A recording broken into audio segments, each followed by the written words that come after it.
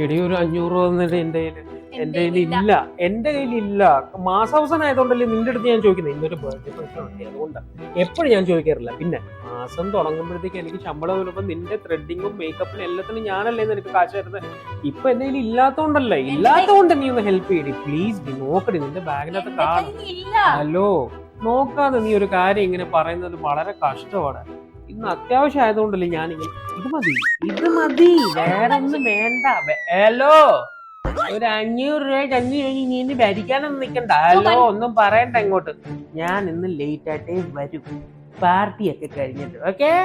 പിന്നെ ഒരു കാര്യം ഞാൻ പറഞ്ഞേക്കാം, ഈ 500 രൂപയ്ക്ക് വേണ്ടി എന്നെ കൊണ്ട് ഇത് ചെയ്യിപ്പിച്ചോളാം അത് ചെയ്യിപ്പിച്ചോളാം എന്ന് പറഞ്ഞുള്ള മൈൻഡ് ഉണ്ടല്ലോ, അതങ്ങ് നിന്റെ മടക്കി അങ്ങ് പോക്കറ്റ് വെച്ചാൽ മതി. അത് ഗ്യാസ് ബില്ല.